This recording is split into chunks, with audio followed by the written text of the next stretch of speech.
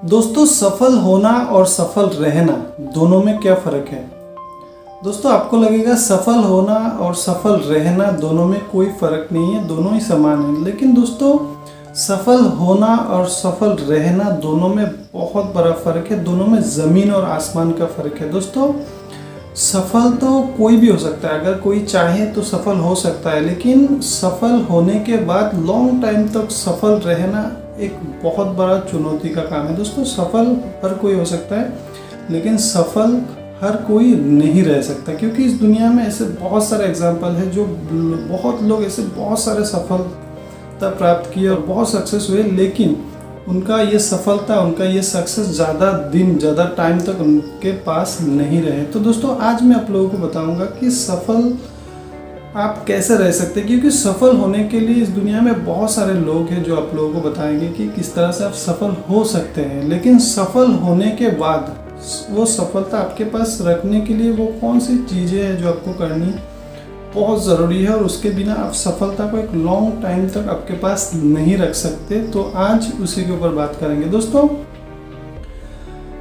एक कार में 5 गियर होते हैं आगे जाने के लिए। आप सबको पता है कि एक गाड़ी में 5 गियर होते हैं आगे जाने के लिए, लेकिन सिर्फ एक ही गियर होता है उसको रिवर्स लाने के लिए, उसको बैक पीछे लाने के लिए सिर्फ एक ही गियर काफ़ी है। दोस्तों, इसी तरह से ज़िंदगी, हमारी जो ज़िंदगी है उसमें सफलता के लिए, आपको सफलता पाने के लिए या सफल होने के लिए, सक्सेस होने के लिए हम लोग बहुत सारे गियर लगाते हैं। 5 से ज़्यादा गियर हम लोग भी अपने ज़िंदगी में लगाते हैं। बहुत सारे ऐसे अलग अलग गियर है जहाँ मैं डिटेल्स में नहीं बताना चाहता। आप सबको पता है कि सफलता के लिए कितना कुछ करना पड़ता है, लेकिन यहाँ भी दोस्तों बैक होने के लिए और रिवर्स आने के लिए सिर्फ एक ही गियर होते हैं, और वो बहुत ही डेंजर होते हैं। दोस्तों, अब जहाँ से शुरुआत किए हैं ना, जहाँ से आप शुरुआत करते हैं वहीं पे पहुँचने के लिए सिर्फ एक ही गियर काफ़ी है। उस गाड़ी की तरह, जिस गाड़ी को आगे लेके जाने के लिए आप 5 गियर का यूज़ करते हैं, लेकिन पीछे आने के लिए सिर्फ एक ही गियर। इसी तरह ज़िंदगी में सक्सेस पाने के लिए भी बहुत सारे गियर का आप इस्तेमाल करते हैं, लेकिन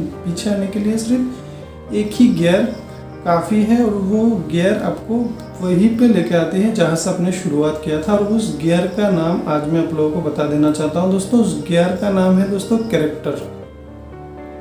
दोस्तों, कैरेक्टर एक ऐसा गियर है अपने ज़िंदगी के लिए, अपने सफलता को लॉन्ग टर्म रखने के लिए, कि अगर आप अपने कैरेक्टर को नहीं संभाल पाए, अगर आप कैरेक्टरिस्टिक नहीं रह पाए, तो आप सफल तो हो सकते हैं, लेकिन वो सफलता आप ज़्यादा दिन तक आपके पास नहीं रख सकते। दोस्तों, बहुत सारे ऐसे एग्जाम्पल हैं।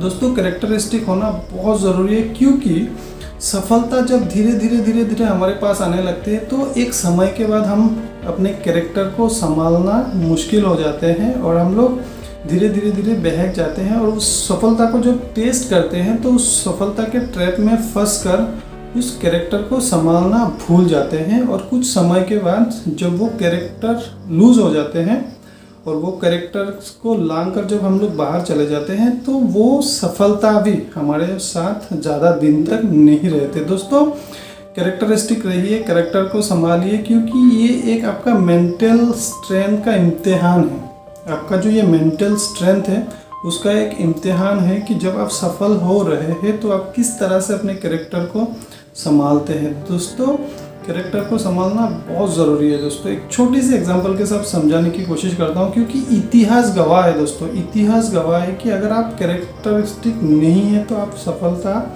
ज़्यादा दिन तक आपके पास नहीं रख सकते। क्योंकि एक छोटी सी एग्जांपल, दोस्तों, भगवान राम जब वनवास में था तो उनके पास ऑप्शन था कि वो सुग्रीव को पकड़े या बाली को पकड़े, क्योंकि सुग्रीव और बाली दोनों ही भगवान राम का भक्त था। लेकिन बाली सुग्रीव से बहुत ज़्यादा ताकतवर थे, क्योंकि उसने पहले ही रावण को हरा चुका था, और अगर भगवान राम अगर बाली का साथ देता, बाली से हाथ मिलाता, तो शायद युद्ध 2 से 3 दिन ही चलता, क्योंकि रावण को बाली पहले हरा चुका था, क्योंकि उसके पास इतना शक्ति थे कि वो किसी को भी पकड़ के उसका आधा शक्ति खींच लेती थी। तो दोस्तों, आप समझ सकते हो कि बाली कितनी ताकतवर थे, लेकिन फिर भी राम ने बाली का साथ नहीं दिया और उसको मार दिया। और जब बाली मारा जाने लगा तो उसने हाथ जोड़ राम जी से पूछे कि मेरे अंदर ऐसा कौन सा अवगुण था जो आपने मुझे मार दिया और आज सुग्रीव आपका प्यारा हो गया।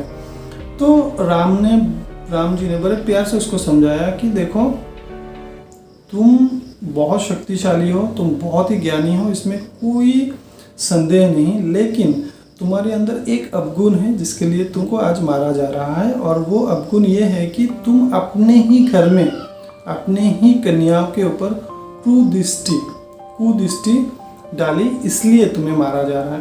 तो दोस्तों आप समझ सकते हैं कि कैरेक्टरिस्टिक होना कितना ज़रूरी है। दोस्तों एक और एग्जांपल लेना चाहूँगा दोस्तों, उसके कुछ ही दिन बाद जब रावण और राम के युद्ध में जब रावण मारा गया तो भगवान राम ने अपने भाई लक्ष्मण को बोला कि जाओ रावण से कुछ सीख कर आओ। तो जब लक्ष्मण जी वहाँ गए और रावण से बोला कि मुझे कुछ सिखा कर जाइए, तो रावण जी ने लक्ष्मण जी से बोला कि मैं आपको क्या सिखा सकता हूँ, इससे बेहतर कि आप मुझे कुछ सवाल का जवाब दीजिए ताकि मैं स्वर्ग में जा सकूँ। तो रावण ने लक्ष्मण जी से पूछा कि मैं ब्राह्मण और आप क्षत्रिय, मैं आपसे कुल में बहुत बड़ा, मैं 4 वेदों का ज्ञानी हूँ और मैं बहुत शक्तिशाली हूँ, उस पूरी धरती में मेरा डंका बजती है, फिर भी आप कुछ वानर सेनाओं को लेकर मेरे ही घर में आके मुझे ही मारकर जा रहे हो, ऐसा क्यों? तो लक्ष्मण जी ने हाथ जोड़ के बोला मुझे इसका जवाब मालूम नहीं है। तो रावण ने ही उसका जवाब दिया और बोला इसलिए क्योंकि मैं चरित्रहीन हूँ और आप लोग चरित्रवान हो। तो दोस्तों आप समझ सकते हैं कि कैरेक्टरिस्टिक होना कितना ज़रूरी है। दोस्तों आप अगर कैरेक्टरिस्टिक नहीं रहेंगे, अगर कैरेक्टर को आप नहीं संभालेंगे तो सफल तो हो जाएंगे, लेकिन सफलता को बहुत दिन तक अपने पास रखना मुश्किल हो जाएगा। तो बी कैरेक्टरिस्टिक और लॉन्ग टाइम तक सफल रहिए दोस्तों। आई होप ये वीडियो आपको बहुत अच्छा लगा होगा दोस्तों। Thank you for watching this video guys. जय हिंद।